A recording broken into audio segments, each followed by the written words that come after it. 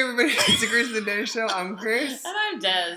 And we're going to talk to you about a new indie film that you've probably never heard of called Star Wars: The Last Jedi. I have a hard time finding it. It's not playing anywhere. No. I don't think it's going to last long, so go see it. This is the, what number is this? 8th? This is the 8th film in the Star Wars trilogy, if that makes any sense, which it does not. No.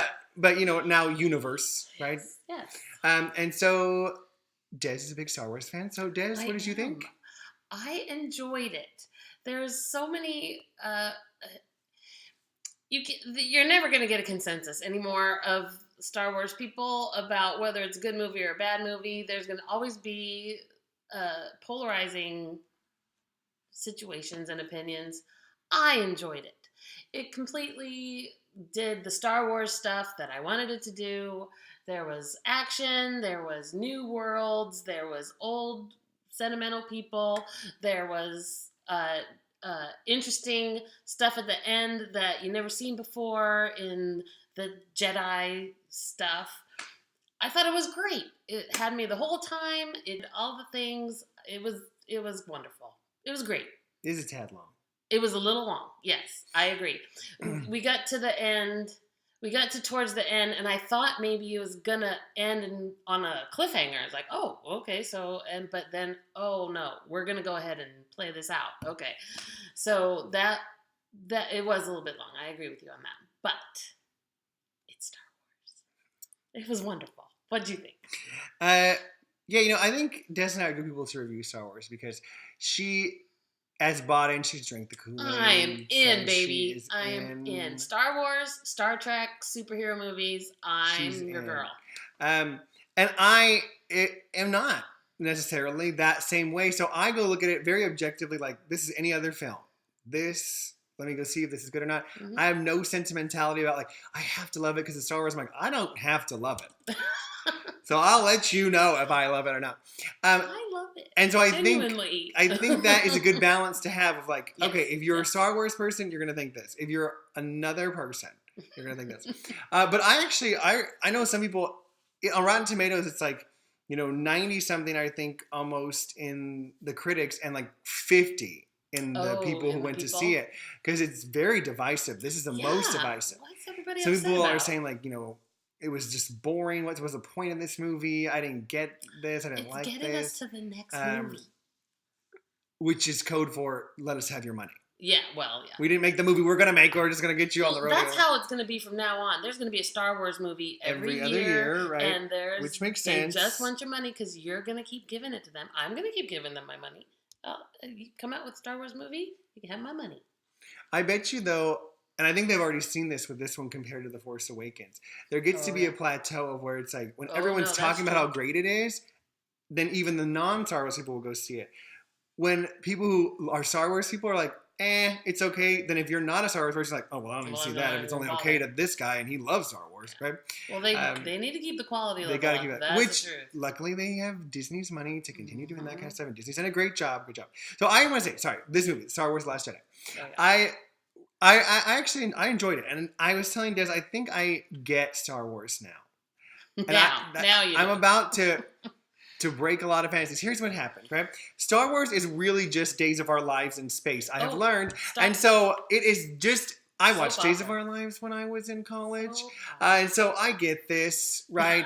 You're the mom. Oh no, you're the dad. Oh no, you're the mom. I seen that. Okay, I remember when Marlena was possessed by the devil, and so I'm on board now. Like, I get it, especially once you get it. Like, you know who that person's mom is and that dad and grandpa and their second cousin twice removed. And it's like, okay, great. I get this whole drama and series. And here's what I really think. Sorry to burst your bubble, men. But really, they just set it in space so that men would go see soap operas and not feel like emasculated. But if you want to keep watching Star Wars, Channel 4 every day has Days of Our Lives on it if you'd like to continue. But it is That's the stuff, man. It is the same thing. Yep. But it's very well done and well written, and it is cool. And I like, actually, and this is, I don't know, I should say this because I'm afraid of the amount of people who are going to try to find out where I live and burn me. I actually like this one, this like set of trilogies that were on. I know they do like trilogy. Mm-hmm.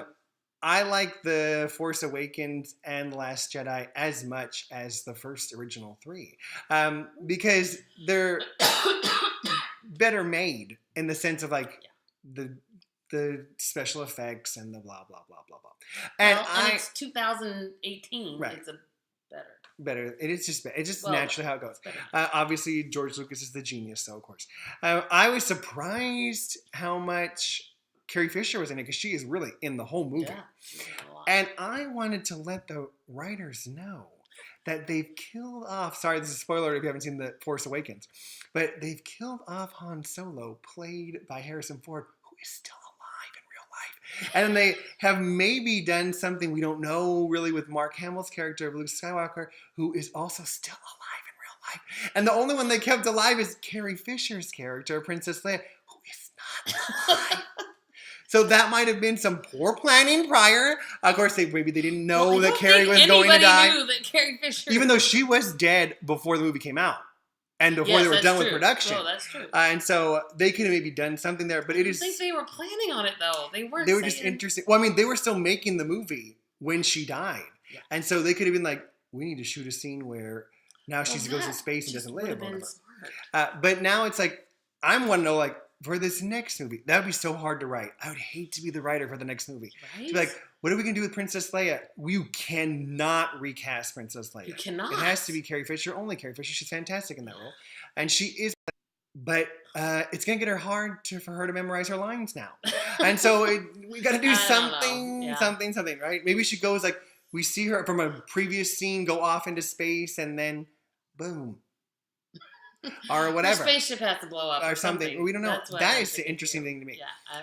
And I will say... But that's the next movie. That's the next movie. But I really liked Carrie Fisher in this movie. And I liked the Kylo Ren, Rey, like, saga going on of, like, your mind powers, my mind powers type thing. And I love BB-8. I think he's so cute. He's my favorite character, probably.